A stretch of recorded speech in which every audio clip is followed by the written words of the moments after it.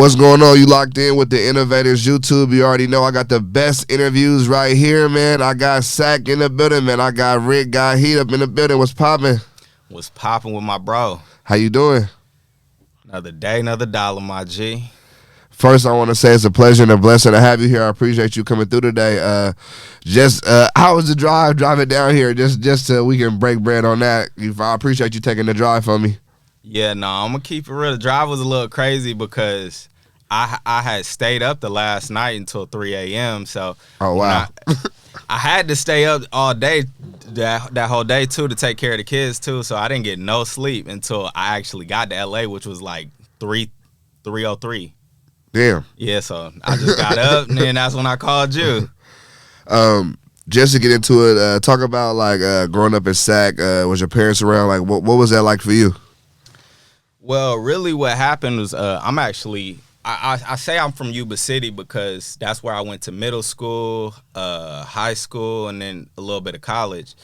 And Yuba City, what that really is, that's like a cop city. Like, that's where all the racist white kids, even some black kids, it's just like they really pushing that cop culture heavy. So me being a rapper, I always had power and popularity, but I really didn't fit in out there. What, just because it was just a whole bunch of white people you were standing out. I ain't never even been to Yuba City.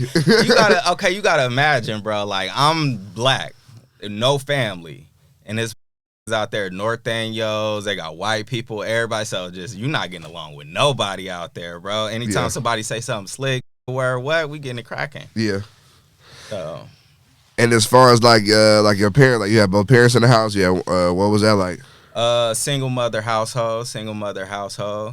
It was growing up with my mom. You know, what I could say about my mom is like she arguably one of the best moms in the world. But me and my mom don't get along. So we do get along, but not all the time. Like you know how it is growing up with a single mom. But yeah.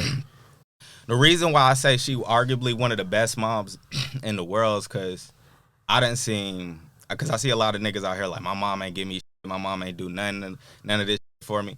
I done seen who they mom did everything for him and just died straight up. So my mom, she alive right now. That make her the best. Yeah. Nah. Moms are important for sure. Yeah. 100% important. You getting into it with your mom or anything? She alive? Trust me, that's the biggest gift she can give you. Yeah. No, I rock with that for sure. Like you as a kid, like what was that like? You was a good kid growing up. You was avoiding trouble. Like what was that like? Hell yeah, I was a good kid. I used to go to church. Yeah. I studied all that church shit. I used to be a 7-day Adventist Christian, nigga. For real? Yeah, like. Are you still religious to this day, or? Hell nah. Do you want to talk about that, or like? Yeah, we can talk. I mean, I read the Bible. Yeah. It's all about growing and shit like that. I ain't religious, but I'm spiritual. Yeah. But specifically on why I steered away from Christianity, I read this book called Up From Slavery from Booker T. Washington. If y'all don't know who Booker T. Washington is, he was the first, everybody in America should know who he is. He was the first millionaire slave. So he he lived during the time where he was a slave. Then the proclamation that freed everybody was signed. Emancipation Proclamation. Emancipation Proclamation. That got signed, and then he got free and became a millionaire. And basically, the reason why that has to do with Christianity, because I was reading that book, and basically what he said what happened is the day the Emancipation Proclamation got signed,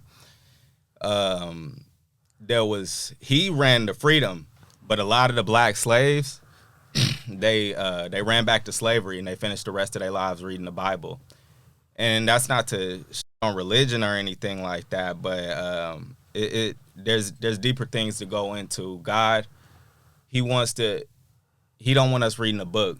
You know what God wants from you? He wants your hands. He wants your lips. He wants your feet to run errands, your tongue to get out here and say shit. So yeah, you can't be out here being fool, wasting your life, because Nigga, I'm 30 years old right now. Shit, I spend my life doing Christianity. Wouldn't be no Rick got heat. So Yeah. straight up. So, like, for you, like, at what point do you get into making beats and being involved in music? When does that come around? My whole motherfucking life, nigga. I've been rapping before I even knew what words were. And what I mean is, like, when I was like 3 years old, South Carolina, nigga, I used to just walk around my house. I am the mystery. I am the mystery. All my cousins, they laughing at me and shit like that because they know I don't know what I'm talking about, but they over there like, oh, he rap, just turning me up and shit like that. So me and my brother, nigga, ever since then, walking from school, we just be rapping songs in our head, making shit up. We just always had that art in us. Yeah. And so, as far as you, like, now, I mean, we talked about this off camera, but so you trying to make more of a transition now and be more of the artist and not the producer anymore, or people know you as the producer? Like, what's going on with that? To be honest, like Sacramento, the Bay Area, Oakland, San Francisco, they know me as the producer, but I always was the rapper. If you ask anybody from Yuba City where I grew up, yeah, they like, he the rapper. That's why a lot of niggas from Yuba City now, I got they be in my DM like, how the fuck you do that, nigga? How you? I never knew you was a producer. I never knew you played the piano. Yeah, nigga, I never knew I played the piano, bro. I'm gonna keep it real. I like, cause I was poor. I grew up poor. I wasn't able to get money until I was like 18 years old. So once I started getting money, I bought the piano. I was like, oh shit, well, I'm gonna try it out, nigga. I learned that shit in like 3 months. And what made you get into the beats if you was already doing the rapping? Oh, my bad. I should have answered that. Nigga, not having access to beats, anger, trying to work with niggas. They saying no, you got to get a job done. Okay, you can't do this for me. I'll do it myself. Then next thing you know, oh shit, can I sell this shit? Then after that, oh shit, it's selling. Oh shit, I'm meeting famous rappers. I mean, that's how it happened. But in your mind, you knew, was it like the beats are like a way to get into the game, and then I still want to be a rapper though? And a lot of niggas gonna get mad at me about this, but and I know y'all hear my voice choking, nigga. It's not because I'm nervous. It's because I just smoked and I got hella smoke in my throat. But shit fell upon me, bro. I never looked at myself like a producer. Like I said, damn. But like I said, I learned the piano 3 years. I just always had the music in me. I had that artist in me. So the shit just happened hella fast. And I'm a hard worker. So when the opportunities came, it was nothing to just, oh, you need a beat? Nigga, no, what? Yeah. What? I'm a hustler, bro. I'll hustle anybody in the Bay. Yeah.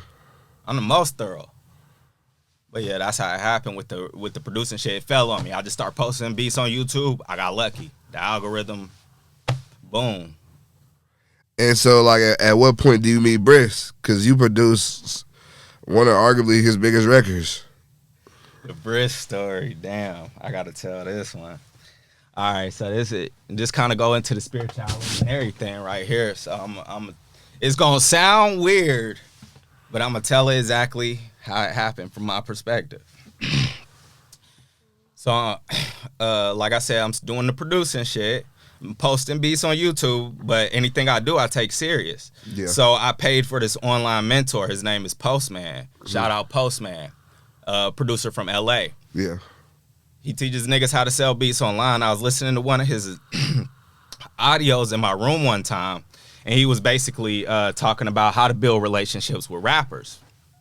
So he was like, if you want to show a rapper you really serious, nigga, what you'll really do is you'll, instead of hitting them up on Instagram, you'll look up their email, you'll have the beat already sent to them, and then you'll just hit them up and show love. So that's exactly what I did. That I had that idea in my head, but the Bris thing comes later on. So I'm listening to this audio. The audio finishes. So now I get on the computer. And at the first time, I'm gonna keep it real, I was kind of ignoring Bris and G-Man because I thought they were from the Bay Area until their actual album came out. And then I saw that cover, Back Row. Oh, yeah. Florence. Yeah, well, yeah, it's 1042. Yeah. Legendary, nigga. Yeah. Legendary, but okay. I saw Mac Road. I saw Florence. I'm in my house right now. Didn't meet Bris. Don't know. Damn. It's crazy too, because there's a little bit ahead of how I even got to South Sac, because we definitely got to talk about how I got from Yuba City to South Sac. Yeah, for sure. But yeah, in the middle of the Bris story. So yeah, I'm over here. I'm looking at the 1042 album. I just realized it's from Sac, so my heart started beating. It literally started beating. I'm like, oh shit. I'm looking at this motherfucker. Then a thought comes in my head. This is why I say I'm spiritual, because I'm very obedient to my thoughts. That's how this interview happened. It's not, nigga, I'm not signed to no label or nothing like that. A thought came into my head. Damn. A thought. Yeah. Yeah, a thought came to my head basically and was like, go get an innovator. You got to get an innovator interview, and you can't take no for an answer. Yeah. And that's why when I hit you, it kind of seemed like I was a little heated and everything, because I was kind of mad. I was damn near mad at God. I was like, damn, I got to answer the innovator. All right, I'm going to just not take no for an answer. So that's why I was like, what do I got to do to get an interview? Yeah. Hit you up. But that's just a side note, debate. We're going back to the Bris thing. So yeah, that's just to show that I'm very obedient to my thoughts. So basically what happened with the Bris story is I'm looking at this 1042 album. My heart start beating. Thought pops into my head. Hit Bris and G-Man now. Heart is beating like crazy. I'm arguing with myself in my head at this point. These niggas not gonna hit me back. I know G-Man not gonna hit me back. I think Bris might hit me back, but I don't know. But I say, okay, I'm gonna do this shit. I text both of them. My heart's still beating. The shit's so intense. Guy thing, nothing's happening. I'm just in my room looking at the computer texting. But the shit is so spiritually intense that I faint. After I text both of these niggas, I text Bris. I did exactly I do exactly what Postman said. I sent the beats already, and then I hit Bris up. I'm like, nigga, I'm a fan. I just became a fan of you, bruh. I sent you some beats. Yeah. Did the same thing with G-Man. So basically, nigga, I knew the nigga G-Man. I'm a big ass fan of G-Man too, bro. But that nigga, I knew he wasn't gonna hit me. But I woke up in the morning. I see a DM from my Instagram, and it's Bris, and he's like, "Oh, bro, you going crazy."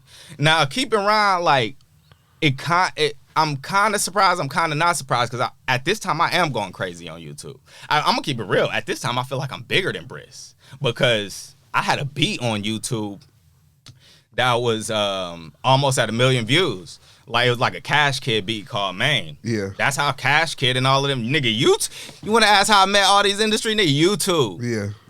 YouTube. Here's how you do it. Post the beats, pay for ads. Fuck what anybody else is telling you.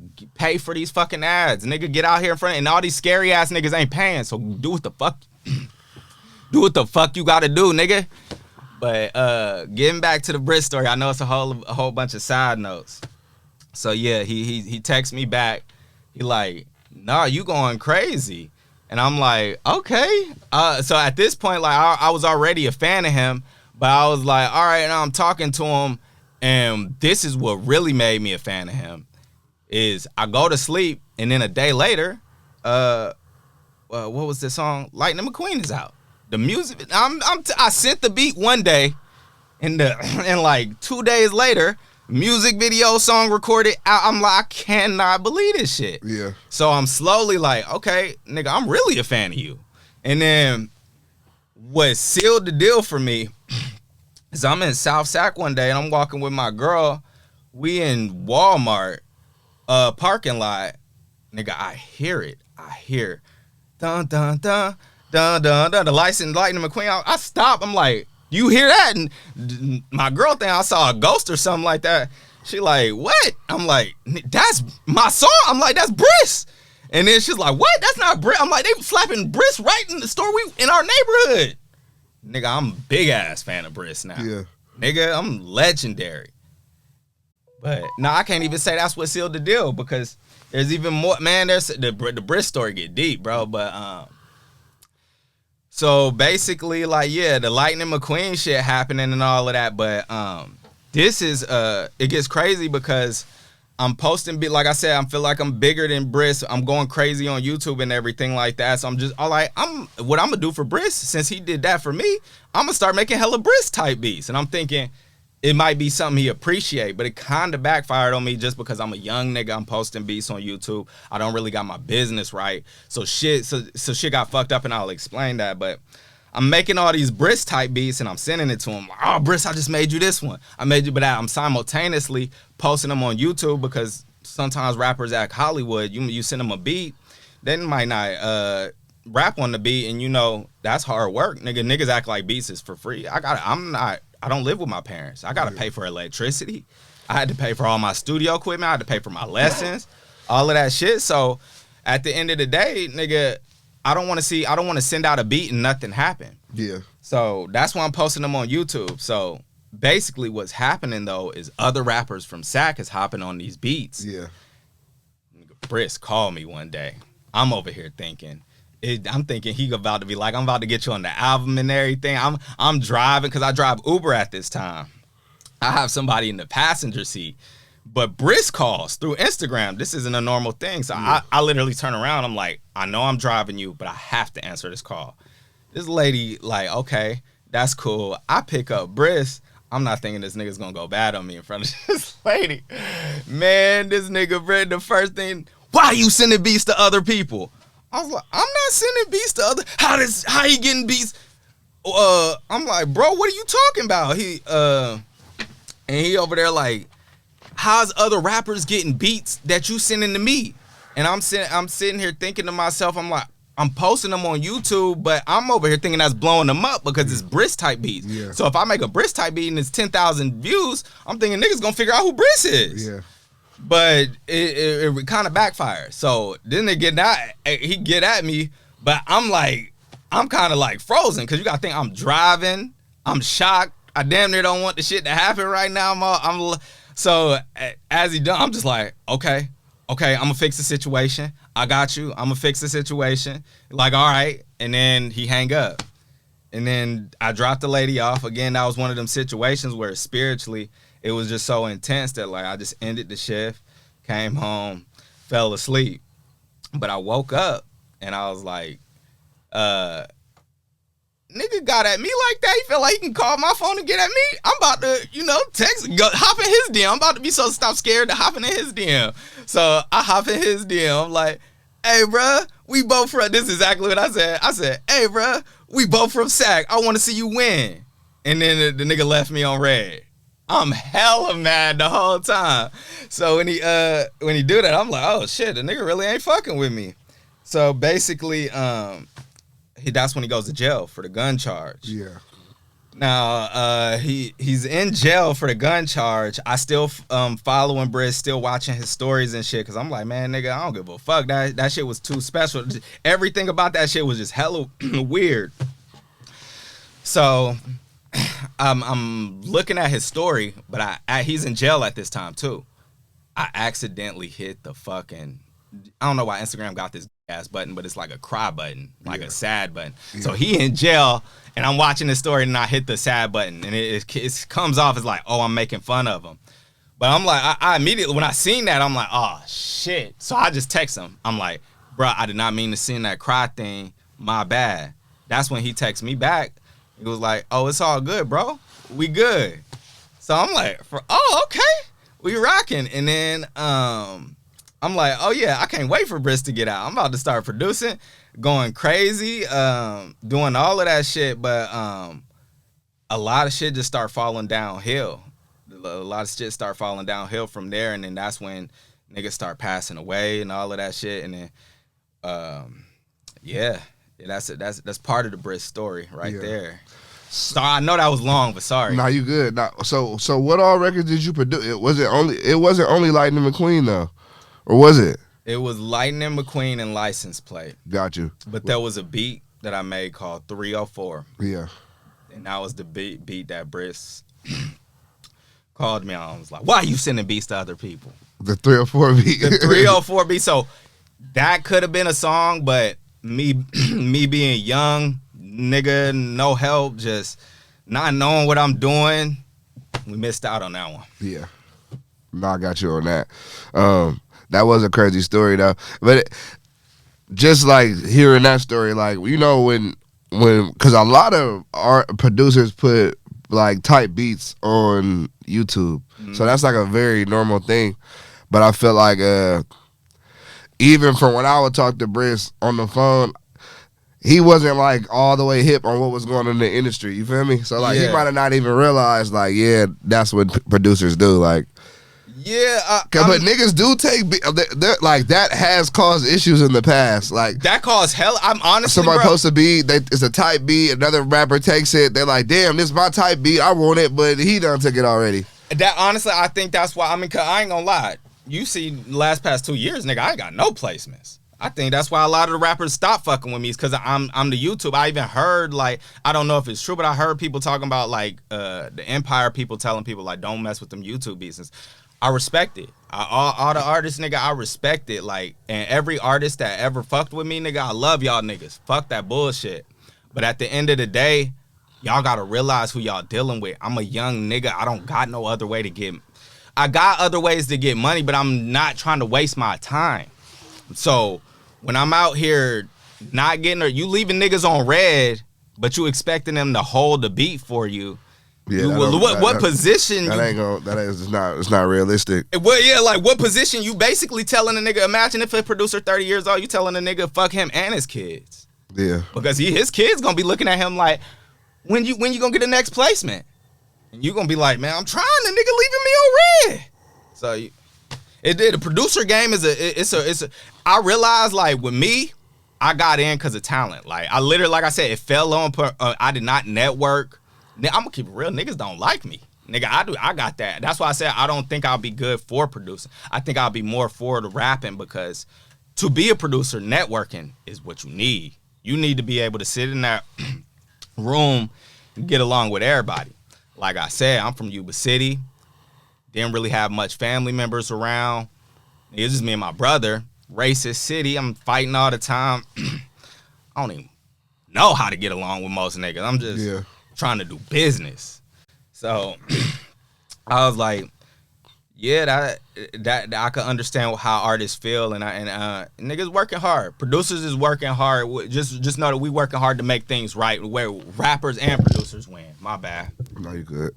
Yeah, I think I understand your side completely, because I already know, like, the producer, even just from being in the interview game, like, rappers leave me on scene too, and I'll be like, man, just to even like piggyback on that. So like so like for a producer, rapper leave you on scene, like, yeah, that's. So what makes me the most mad with the interview shit is like, you hit somebody up to do an interview, they leave you on scene, then you see them do an interview with somebody else. Yeah. I'm like, damn. Nigga, it's funny you say that, because I got mad for you, bro. I get mad I'm like, did Innovator deserve that interview? And I'm not saying that because I'm fucking with Innovator right now. No, y'all gotta realize something, bro. This nigga did not degrade himself to daily gossip like all these other motherfuckers. Yeah. He put in the street song. Real nigga roll call. Do y'all interviews at Innovator? Nah, I appreciate that. Stop fucking with no jumper. Nah, I appreciate that. You know, it is what it is. Like, I was just telling my uncle the other day, I said, you know, a lot of things have came with the interview shit that I never really exposed to my family, because I don't want them to worry. But like, at the end of the day, it's like, I had to know that I had to stay true to my own purpose and my own morals throughout the whole process. And you feel me? Sometimes that might mean your process might be a little bit longer, because it's like, if you're not willing to, some niggas might even be mad, but like, you didn't ask this nigga about this person and da-da-da. I'm like, man, bro, like, it's not. Even when I was telling you about like what I learned in college and shit, sometimes morally I don't want to stir up problems between niggas. Like, and that okay, fuck that fan. What you mean? Ask him, like, nigga. But people always want me to stir it up. You feel me? No, if that guest wants to go over here and talk shit about a motherfucker, that's cool. But don't ask Innovator to degrade himself to gossip, nigga. We men over here, nigga. You come to the Innovator, you gonna learn how to make money, nigga. You gonna see real niggas shine. This nigga, you had niggas like Filthy Rich, nigga Daboii, all of this shit over here. You gonna ask him to degrade himself to some nigga? Go watch No Jumper. Don't keep that shit from over to this real nigga shit over here. Fuck you if you coming at Innovator like that. That's how I feel. No, I appreciate that for sure. Can you talk about like some of this like I guess tips for people that want to get into making beats and like get into that realm? Like, do you have any like small tips you can give them on as far as producing and how that work? Yeah, it's easy as fuck, nigga. It's easy. It must be easy to me because I mean, first of all, okay, here I'm gonna let y'all know a little bit of spirituality about me too. You asked me about religion. I'm definitely not a Christian, but I do study astrology. And one thing I realized about myself is I'm a life path number 3. And what that means is like the communicator. Life path 3s were literally spiritually put on this earth to entertain and make art. And we literally the most artistic people on earth. And I'm one of the life path number 3s. And as a matter of fact, if y'all want an example of another celebrity in the Bay Area who's a life path number 3, my nigga Daboii is a life path number 3. Real? Yeah, that nigga, when he told me that, my heart dropped. I was like, you're number 3? Nigga, I'm like, I feel like you're me from the future because he way more popping than me. Yeah. And I'm chasing this rap shit. I'm like, oh, this is what a life path number 3 could be if he takes it to the maximum. Because Daboii took it to the maximum. I told that nigga he gonna be the artist of the decade. He really, I mean, it's hard for an artist for Vallejo to hear this, but I told him, bro, I think you're going to be bigger than Mac Dre. I really do. That's the nigga. Shout out to Daboii. Shout out to SOB. Shout out to Link Up. Shout out to Black Dre. Shout out to Quake Beats. Yeah. All of the and Sebastian. Y'all niggas going crazy. Nah, y'all shit. You right about Daboii because that nigga, like, even, you know, looking at the group situation and whatever happened with that, I don't want to get into that, but, like, he has still, over the years, managed to keep himself at the top of the California rap scene, which is not easy to do. Well, you know why? In my opinion, because he did something very smart. He did something I don't think man, that nigga Daboii is super intelligent. He avoided the competitive plane when it was there for him. And I feel like that's what happened to Young T.O. Young T.O., I don't know you, my nigga, and everything, but if I could say anything to you, I'd say beware of the competitive plane. Because even if you think you're going to get a reward from it, you think you're going to get some type of success from being competitive, here's the thing about the competitive plane. Beefing with niggas is what I'm saying when I'm talking about the competitive plane. It's yours today and someone else's tomorrow. That's why I said... when you told me about that fan, fuck you, nigga. Because at the end of the day, that's what they did to Bris. Yeah. Look, they didn't really like Bris. They liked the gossip and everything. Because look at it. When he died, they going up to the next street rapper that's dissing him. Yeah. Because they want the Bris type beat and the gossip. They don't care about the real culture, nigga. That nigga really created the culture of Sacramento, bro. Yeah, no, that young man his was a ops legend. is following him. I don't give a fuck what nobody said. I mean, and this ain't to speak on nobody, but they was trying to dance when he died and shit like that. Nigga, y'all made him look better. Flawless victory. Yeah. What you mean? You dancing to his song? We won. Nigga, we won. That's all I can really say. Yeah, man, that was one of the that's another tough thing that I've had to deal with. You know, just with the interview shit. A lot of people I've interviewed have died. Yeah, hell yeah. So it's kind of like eerie being so close to, like, far away from death, but like close to it at the same time. Because it's like when you interview somebody, you're getting their story, you're hearing all like how their mind works and how they feel and think and shit, and then boom, like, niggas are gone. Like, I mean, same thing with Slowby. Like, you feel me? Be like, fuck, like, damn, bro. Like, if you really spend time with a nigga, you really like. If we not, these aren't like family members. These are people that you just met on the route of your journey. So it's like, in the end of the day, you're hoping that we can continue on the path together. Yeah. You feel me? And I mean, I would argue that they more special than family members. Like, and I wouldn't say more. They got their own little special category. Like, because there's niggas I know my whole life You know, and to speak on what you said, I lost Lil Yays. You know, that was somebody I worked with. Yeah. I made more money with Lil Yays than I've made with any nigga I grew up with. For real. Any family member. Yeah. I only knew that nigga for a year. I made more money with Bris than I made with any. So how you gonna tell me not to love a nigga that I done made money with my dreams? Yeah. No, so, and I can understand what you saying, nigga. That shit eat your soul, nigga. That's spiritually slow me, bro. It's tough. You brought him up, nigga. I met him one time. There, you're dead. Yeah. And then I didn't mean to say it that disrespectful, but like I met him one time, and then I never got to meet him again. Yeah. In the Cole Bennett video. Yeah. That was it. Yeah. So I'm over there looking at the situation. Yeah, that shit eat your soul up because you made that beat too. Yeah. Okay, I was like, I think he did. I was like, yeah. There's a whole Daboii story. I got like, we kind of got into it when I told you about the life path number 3, but that nigga Daboii, he's the Wizard of Oz, bro. That's all I could say. That nigga's my mentor. That's my mentor. I got to really hang out with Daboii. It's kind of funny, but so I tore my Achilles in like February 2023 hooping and shit, and you know, nigga was down and shit. But there were like some special moments I had during that time. One was with fucking Jay Diggs. Mm-hmm. So I got to spend the day with Jay Diggs on some random like.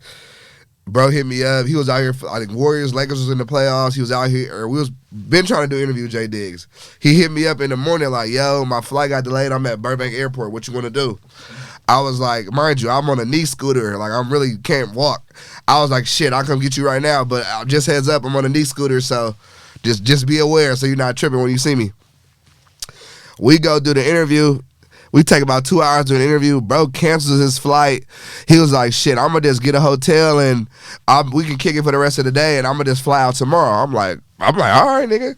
So this man, and this is what I say, like, damn. If you Jay Diggs, in the interview, he gave me his whole life story. So this is a nigga that's done a lot of things, good and bad. You feel me? And he's accepting of that. This man, like I said, I was on a knee scooter. He was opening my door, pulling out the knee scooter, like the shit he was doing for me. Like I'm like, damn, bro. Like only nigga that he don't know me, but only a nigga that love you will really. You feel me? Yeah. So at the end of the day, it's kind of like, and that's what I think one of the biggest misconceptions of the rap game is. A street rapper is a street rapper, but at the end of the day, that doesn't mean they're not a good person outside of this image that they have. Just because they're dissing this nigga and they don't fuck with these people, I'm not involved in that. So the artist, separate the artist from the person. Jay Diggs is a real nigga. He a real ass nigga. He was doing shit that most niggas probably would never do for me. Yeah. So it's kind of like, yeah, like that nigga got a different place in my heart for that. You feel me? That story you told, I couldn't even imagine Jay Diggs. Like, my brother was just talking about Jay Diggs like that. We don't look at Jay Diggs as like someone who would do something like that. He was doing, like, it was crazy. Nigga bought me dinner and hella shit. We kicked this, smoked weed, watched the game in my car on the phone. Like, it like, those are things that, like, I don't even always put out there, but, like, shit like that, you be like, damn, like that did really happen. Like, this shit was crazy. Like, and I ain't gonna lie, them Vallejo niggas, I don't know what it is, but they had that effect of like, damn, nigga, you really pulled that off. You did do that shit. Yeah. Like, Jay Diggs, Daboii is another one of them. But I had a good time with one time he invited me to the studio, like right around, like not too far, like in the North Hollywood area. Shit, it was cool though. Like, we got to kick it. I actually really got to talk to. So when you do an interview, you're talking, but you're on camera. It's like, and don't get me wrong, my interviews are a real conversation, but like we're on camera. So, but the conversation we had off camera, I'm like, damn, he just a solid nigga just in general. Yeah. Like, you feel me? Like, you could be solid for the camera, that's one thing. But when you leave and the lights are off, like, who are you as a person? Yeah. And it's not always but you would know, like, you don't always get those experiences with certain artists. But once all the lights are off and everyone's there, it's like we all human at the end of the day. We all got the same goals. Like, and I do want to touch on what you said about the street artists too, because people saying who says street artists are bad? Who keeps putting that narrative out? Y'all the one that perverted the streets. The streets has been telling us the truth. Nigga, here's the thing. We know that a lot of black kids don't got fathers. How did we get so much great black men in this generation? Niggas, I didn't have my dad having me around. I could tell you straight up, nigga, I was listening to J. Cole, listening to Nipsey Hussle. Them all street niggas, right? I'm listening to Tupac, all of this shit. So if you feel like Rick a great man, if you feel like the 900 beats I put on YouTube is valuable, don't fucking talk about the streets. Because I'm here to glorify the streets, the good part of the streets. Y'all perverted the streets. Y'all the one being hoes and snitches and all that, nigga. The streets been lit. And the reason why it's not lit right now is because all you snitches and is out there right now. Ain't nobody want to party with no snitch.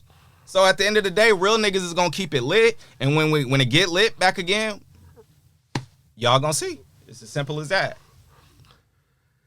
You said you made 900 beats? Nah, you can go on YouTube. That's documented. That's crazy. 900, 100 of them is Daboii type beats. That's crazy. So wait, but see, that's why. How did y'all initially get connected? Oh, okay, yeah, that's the. You know what? Before we go there, can I tell you about how I got from Yuba City to Sacramento? Yeah, of course, of course. It all Bris, Daboii, Yid, Link Up, all these all are going. These stories are all connected. But okay. So let's take it back to Yuba City and back to giving producers advice on selling beats. Now, post them beats on YouTube and run those ads. So basically, I was doing that. Then the opportunity came. I went to Olive Garden with this girl one time, and the server who was serving us one time, it was in Roseville. She said, "Hey, we're hiring." So I was like, "Oh, this is an opportunity to get out of Yuba City." I didn't have no house, no nothing. I was like, but maybe I could move in with the girl, you know, and everything like that. And if I get a job with Roseville, because shit, I'm bringing all that money in, that's a no-brainer. So basically, that exact thing happened. I got the job at Roseville, but I'm still living in Yuba City at this time. I got a car, so I'm driving back and forth to Roseville to work at Olive Garden to get money. Eventually, what happens is the girl I'm talking to, she, which is basically my wife right now, is Brina. Her name's Sabrina. But the girl I was talking to, she had a little spot in Roseville, and I moved in from there. So that's how I got to Yuba City to Roseville. So now I'm in Roseville producing all of these beats on YouTube. But at the end of the day, as I'm doing this, fights happen. So the girl that was arguing with right now, we ended up getting into it to the point where she ended up leaving the house. So now I'm stuck in this house. She left, and I don't really have that much of a relationship with the landlord. So I got to figure out how to get out of here fast. At this time, too, I want to make it clear, I'm working at Olive Garden, and this is the Little Ye's run. This is when I'm going through I put that bag on his head. Through this run, I'm basically figuring out this house situation, and I ended up getting to the point where lost the house. Now I'm living in the car. So how I'm living in the car and operating and still being, because I wasn't a dirty nigga when I was living in the car. I wasn't like homeless, but basically I had a 1997 Toyota Camry, and there was a 24-hour Walmart right in Roseville. And what I would do is every night after Olive Garden, because I was a closer, I would go to the parking lot, and since it was 24 hours, I would go all the way to the back to where people wouldn't even check, and just cut the lights off in my car, cut the car off, and go to sleep in there. And I just did that for a week. But that shit started getting hella cold. That's when I hit my brother up, and I was like, look, I think I found this place on Roomster. Can you give me the money right now? Yeah. He was like, yeah, I got you right now if you think you got it. And as a matter of fact, if for people who don't know what Roomster is, because there's a lot of valuable information in this story. I could actually, I'm telling people how to go from homeless to actually getting into a house situation in California. So how you go from 0 to 100, make sure you basically got a job to where you getting at least like, I would say 600 or 800 every 2 weeks. From there, you could rent a room. How you rent a room is you can do it either through Craigslist, but what I went through is this website called Roomster. They charge you $6 to get on the website, but once you got on there, you could talk to people. I ended up finding this one dude in South Sac with a room for $600. So now I went from living in my car to to now potentially having a place to stay in South Sac, but I don't know anything yet. I'm still in Olive Garden, but I'm just getting off. My brother just sent me the money, so I'm over here like, all right, I don't know what's going on. I'm going through all of these runs. I'm going through this run with Lil Yays, and the thing with Lil Yays is because I was going through that run with Lil Yays, I wasn't even depressed about being homeless. Like, or I wouldn't even call it being homeless, but I wasn't even depressed about living in my car. I was more so excited at that time. Okay, so here's a side note. Before I pick that story back up, like, I was also that mentor that I'm talking to you about. I'm also, in the meantime, because I don't got no TV or nothing. Like, I'm just listening to these audios, and one of the audios is about selling music. And he was like, all right, so if you really want to get good at selling music, what you got to do is buy music. So I was like, that's when I started really getting excited about buying music. I was like, all right, I'm going to actually go buy something. I'm going to go on iTunes. I'm going to spend some money and buy an album. It's like, what's my first album I going to buy? I started looking at albums. I was like, oh, shit, Filthy Rich got an album that came out. But at the time, it was there was hella albums, but I saw this one album. It was Sim City, Kane City. And it was the cheapest one there. And it was like, oh, it got somebody else on there. And that's where I finally got introduced to Yid. Yeah. So I was like, all right, I'm going to buy this album. Nigga, that SimCity, Kane City album was fucking legendary. But there was one specific song on that album called Real Niggas Only. And basically, like, I was listening to that song the whole time. And the reason I had that side note story, because now we could pick it up back to where I got the opportunity to buy this place in South Sac, potentially buy this room in South Sac. So now I don't know. I'm in Roseville. I'm off work. I'm driving on the freeway. I don't know what I'm doing. Never seen South Sac. Never in my life. But I'm just driving. I'm like, I got to go a place to stay. I don't want to stay in my car no more. And then basically what happens is I'm listening to this Yid song. No matter, feel like I got a couple mil on me.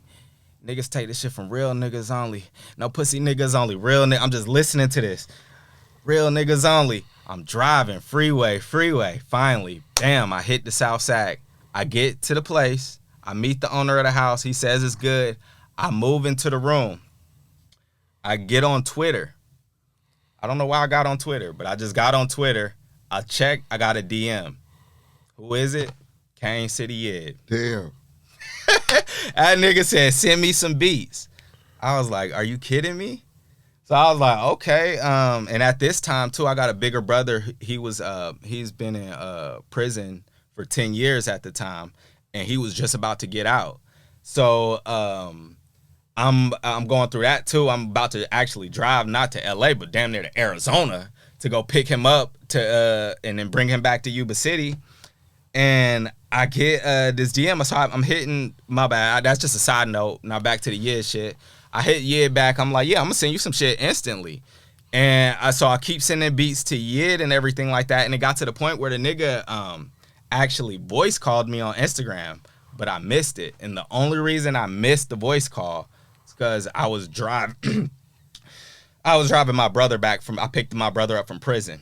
And I was driving him back to Yuba City. So by the time I got home, I literally saw it. Like, I looked at my Instagram. I was like, but I was super tired. Like, imagine driving from LA. Yeah, that's a lot. Like, that's back, nigga. That's a lot. So like, I barely could pick up my eyes, and there I see that Yid. It's like missed call from Yid, and I'm kind of in dream mode. I'm like, that ain't real. And then I just fall asleep, and then I wake up the morning. I look at it again, just says, was that shit real? I was like, that shit was real. But yeah, and then from there, I'm like, all right, now I got to do a song with Yid.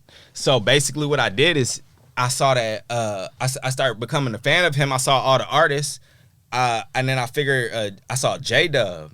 J-Dub is he also from West Oakland. All of these rappers are from, you know, Yeah. That was one of my early interviews. You had an interview with Yid? Yeah. Nigga, I never seen that. I was about to tell you do an interview with Yid, bro. You should do an interview with Yid, Lingo, J-Dub, all of them, bro. That'd be gold. Yeah, for sure. Yeah, that would be gold. I'm waiting to see them niggas. Oh, and Baby Kane too. Rose and Kato. Yeah. Oh my God. And Pressum, yeah. Them niggas crazy. But damn, what was I saying about Yid just now? Oh yeah, it was the voice call. All right, so I realized I missed the voice call. Like, man, I gotta get in contact with Yid. So I see J-Dub. I follow him on Instagram. Look at his stories. Send beats. I'm like, what? Like, cause you gotta think, like, I produce, I have the power. Like, I'm a nigga that got the power to be a producer. I could play the piano very well, I could mix very well, I could do all that shit. But I don't got the heart of a producer. I got the heart of a rapper. So I'm like, nigga, beats ain't nothing, nigga. I can just give you that. I'm sending beats to J-Dub, and that's how I started doing music with them niggas out there in West Oakland. And I want to specifically shout out the nigga Lingo, because that nigga shouted me out on Thizzler. So shout out to my nigga Lingo. You go crazy, bro. Yeah. No, I rock with that. Just like, you know, you've been around the music game for so long. Like, what is like? Would you say is like one of the biggest lessons you've learned throughout the process? Don't wait. Don't. That's. I mean, like I said, that's why I'm starting to push my rap music and shit. Cause okay, niggas ain't fucking with my beats no more. I respect it. I got it, but I can't wait. I got kids. I know how to sell music. You think I can't sell? You think I can't sell rap, nigga? I can sell beats, nigga. It's easier to sell rap than sell beats. There's more people out here that listen to music than there's people that rap on beats. So, you can't stop me. Be unstoppable. That's my advice. Be unstoppable. Oh, somebody ain't gonna make a beat for you. Make a beat for yourself. Somebody ain't gonna mix for you. Oh, this big artist don't want to work for you. Guess what? Keep moving in a strong ass way. Someone bigger and badder gonna want to work with you. Don't trip off of it. Just keep going, nigga. Ain't nothing gonna stop me. I'm a pimp about it. People be like, oh, you know this website selling ads. You could buy views for this. I'm like, what, nigga, what? While y'all over there buying alcohol and all of that shit, I'm over here like, oh, you can get what? How much views for $30? Oh, yeah, nigga, give me that. Nigga, run that. Yeah. Straight up. So it ain't no advice. It's a mindset. I say take any advice, nigga, take my advice with a grain of salt. But if you want to be like me, you know, you listen to my music. Man, I got swag, man. Nah, I rock with that for sure. Can you let the people know about anything you got coming up, or like what can they expect coming soon from you? Yeah, I actually already dropped the mixtape. I got the dark tape coming out. No, not coming out. That shit already out. That shit is going crazy. But y'all gonna find out about me. Like, trust me, I'm gonna make this easy for y'all. I'm the marketer. This is my job.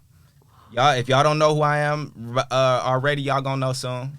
Y'all gonna know soon. So I got the dark tape coming out, and then y'all be on the lookout for my new mixtape, The Science of Getting Lit. That's finna be crazy. What is your opinion on the California rap scene, the sound? Do you like it? Do you not like it? What's your opinion?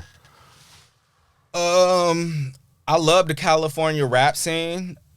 As a matter of fact, my generation of rappers are the best rappers in the world. Well, as a matter of fact, except but the generation above me, Filthy Rich is the best rapper in the world right now. As a matter of fact, no, Filthy Rich is the best rapper in the world. But outside of that, I would say my generation of rappers is the best rappers. So the Dabois, the Little Yeezes, the Draco the Rulers, the Slobies, nigga. Our generation, nigga, we legendary. We untouchable.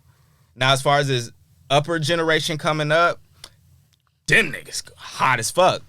Only thing that I feel like they might not, where they won't work with me and I might not work with them is, like I said, I'm more of a spiritual artist, and their music is a lot of competitive. It's a lot of fuck this nigga, fuck that nigga. And again, like, I'm smart enough. These niggas don't know. These niggas like, oh man, I'm gonna say fuck this nigga, blow up. Yeah, you are gonna blow up. And then another nigga gonna say fuck you, and then he gonna blow up, and it's yours today and someone else's tomorrow. So I'm smart enough to know that shit, so I don't get involved with it. So if you ask me about the California music scene, that's my only critique is it's a little competitive. Why we rap, we hip hop. What happened to being original? What happened to being creative? So are you saying that you don't want to work with rappers that diss? I'll work with anybody. That I don't want to work with. I won't work with or snitches, but outside of that, I'll work with anybody. But as far as, I'm not saying that I think that's why they don't want to work with me, because I'm not going to make you a Bris type beat. I'm going to send you, nigga, the way I make beats, I make the drums, and like, I'm a real piano player. I play the fucking piano. If y'all don't know what playing the piano is like, it's kind of like playing basketball. You're not thinking while you dribbling that ball. I'm not thinking about every little fucking melody. Nigga, you get what my hands, nigga, you get what my hands put out. And that's how I'm coming with it. There's 900 beats on there on my website. Now, if you can, not on my website, there's 900 beats on my YouTube. Rick Got Heat. YouTube-Rick Got Heat. Now, if you can't make hits with those 900 beats, I can. I'm a nigga. I'm gonna make millions. I know how to sell music. I did this for y'all. These are Bay Area beats. So and so type beat. You think I did that for me? I could make myself blow up faster. So, again, to answer the question, no, I'll work with anybody. I'll work with the competitive artists. I won't work with anybody dissing Bris or anybody that are Lil Ye's. You're not gonna diss. I don't want to do that. But or anybody that don't diss Daboii.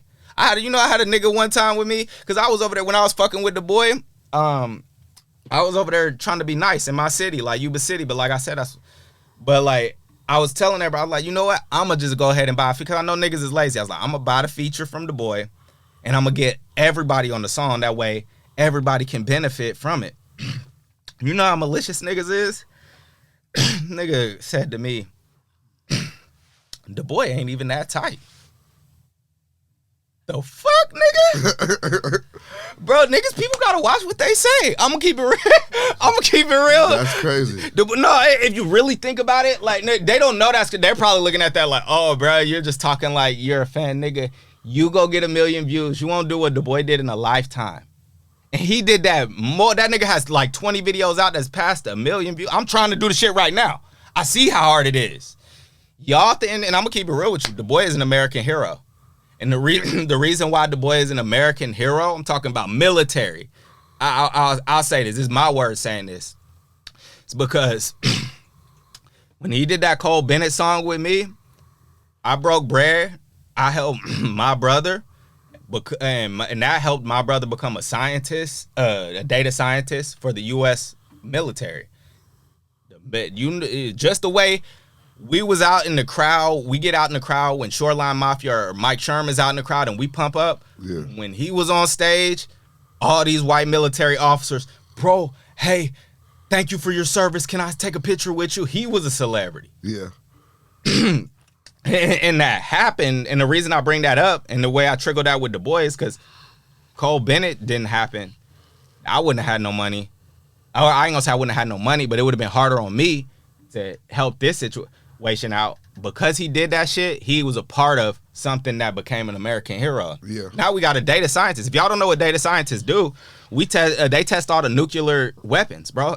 So I'm not weapons, but nuclear technology and all of that type of stuff. So all that shit that is super dangerous, these people are putting their life on the lines to do that shit for. And it's not hard to be a data scientist. You have to get your degree in mathematics. You got to do hella crazy shit. So yeah, rappers, we doing God's work, whether y'all believe it or not. That's why I said when you said the whole thing about people over there saying, fuck the streets, fuck you, nigga. Come to the streets. I don't see y'all in the streets. I really don't see y'all in the streets. Not in the streets. Y'all on Instagram. Like, so stay on Instagram. Stay with the shit.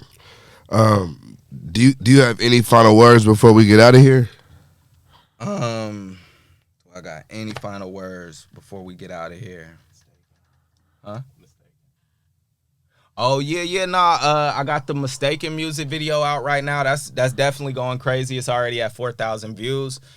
But more than promoting my music, because I mean, nigga, I do what I want, bro. Like I said, I'm not signed to a record label. Like some people get money and they go to Disneyland. I wanted to do an Innovator interview. I'm a Life Path 3. This is my life path to go out here and do this shit. So at the end of the day, bro, I lost myself. But to answer that last question, is there anything else I want to say to the crowd, to the Bay Area? This was a gift to y'all. This interview was a gift to y'all.